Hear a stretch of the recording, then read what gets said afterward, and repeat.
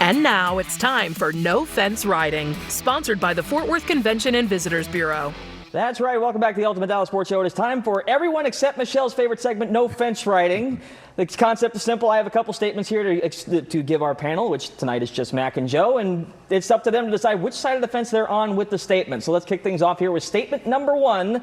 This World Series has already lived up to the hype. Now, I was one of the biggest critics heading into this because probably most of the flyover country is tired of seeing the Dodgers and Yankees in this. They've been in the World Series at least half of the time it's been around. But two premier franchises, a walk-off grand slam in Game 1, and Game 2 went down to the wire. And, oh, by the way, the Yankees are 0-2 so far, so I can't complain. Mac, what do you think here? Yep, totally agree. It's been the best, highest ratings, which was totally predictable. We've seen it about 8 years for a baseball World Series, and Game 1 delivered a moment that is right up there with all-time baseball great moments, harkening back to the days of Vince Scully, and it has definitely delivered the hype. The only disappointing part, it's 0-2 as opposed to 1-1. Listen, I totally agree, and there's no doubt about it. Listen, by the way, no complaints here about the matchup because for some of us of a certain age, there's nostalgia involved in Dodgers-Yankees. And listen, I am here for it.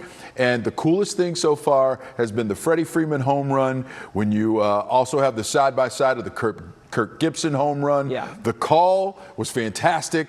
The fact that they harkened back to that, it's what baseball's all about, man. It is so well done. The numbers are going to be through the roof. And Bafo, yes, it has exceeded all limitations so far. My one critique is the internet jumping on the Freeman homer and putting the Moneyball music underneath it. What are you doing? Have you ever watched the movie and do you know what it represents? Leave them alone. It's an affront. That's all I'm saying. Leave them alone. That's all I'm saying. All right, let's move on here. Statement number two. Athletes need to do a better job of understanding time and place in a big game. Shohei Ohtani, you're the best player in baseball. You're at home, up 3 in Game 2 of the World Series.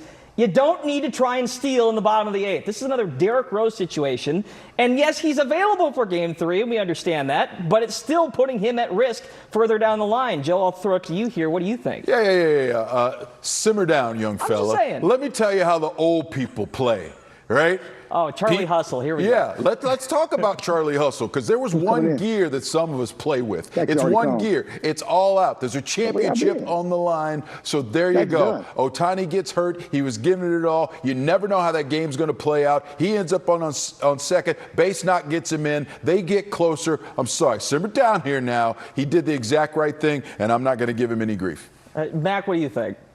Did the wrong thing. The dude is Godzilla, and he is a time bomb waiting to go off because he is so bleeping big. And he's an amazing guy to watch, but when he did it, I'm like, dude, what are you doing? And so I can't be terribly surprised that he got hurt because that's all that's going to happen in the later part of his career. Quit making yourself putting yourself in those injury-prone situations. Stop it. All right, split down the middle. All right, final statement here.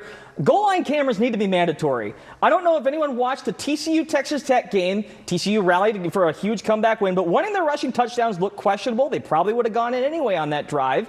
But there was no definitive shot down the line. How are we at this point in 2024 with no goal line cameras everywhere for a broadcast? Mac, what do you think? Absolutely. If you're betting money on it and we have that kind of scrutiny, absolutely they need to be attached. Absolutely, no doubt. Anyone who's ever been jobbed by a ref before, give me as many cameras as you got. Give me all the replays, too, while we're on it. Sounds good. All right, Mac, thank you so much for joining us on this Sunday. Thankfully, the game was actually over this time. Stay with us in the Ultimate Dallas Sports Show. Joe's Final Take is coming up next. You're the best, Mac. Thanks.